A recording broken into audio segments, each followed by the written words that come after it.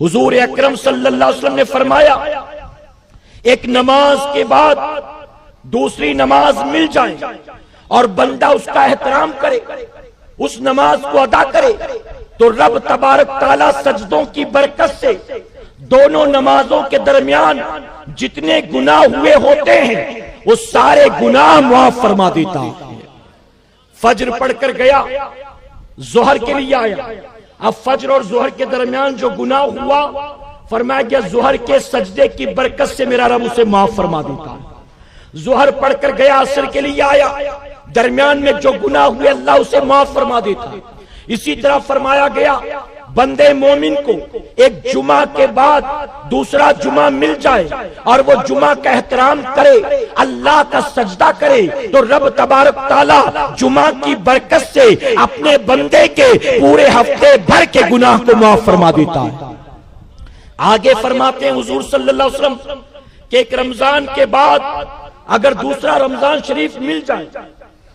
اور مسلمان رمضان کا احترام کرے، اس کا حق ادا کرے، رمضان میں خوشی کا اظہار کرے، تو رب تبارک تعالیٰ اپنے فضل و کرم سے ماہ رمضان کی برکت سے پچھلے رمضان سے لے کر اس رمضان شریف کے درمیان تک جتنے گناہ ہوتے ہیں میرا کریم اسے معاف فرما دیتا۔ ارے ایک ماں یہ پسند نہیں کرتی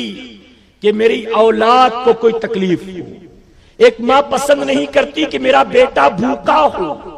میری بیٹی بھوکی ہو، کسی کی بیٹی بیاہ کر جائے سسرال میں تکلیف میں ہو، تو بتائیے کیا ماں باپ کو تکلیف نہیں ہوتی؟ اگر بیٹا جوان بیٹا قید میں ہو، ماں باپ چین کی نیند نہیں سو پاتے۔ ارے قید اور جیل تو دور کی بات ہے، جن کے جوان بیٹے رات کو 2-2 3-3 4-4 بجے تک گلی کوچوں میں آوارہ گردیاں کرتے ہیں، ان کے بوڑھے ماں باپ گھر میں جب تک اولاد واپس نہ جائے وہ بھی رات بھر جاگا کرتے۔ بیٹا تکلیف میں ہو ماں پسند نہیں کرتی، بیٹی تکلیف میں ہو باپ پسند نہیں کرتا۔ میں پوچھتا ہوں اولاد کو معمولی تکلیف ہو ماں باپ یہ گوارا نہیں کرتے، ہم رب کی محبت کا، اس کی رحمت کا، اس کی شان کریمی کا کیا اندازہ لگا سکتے ہیں؟ خود میرے آقا صلی اللہ علیہ وسلم نے فرمایا کہ رب اپنے بندوں کو ایک ماں سے 70 گنا زیادہ محبت کرتا ہے۔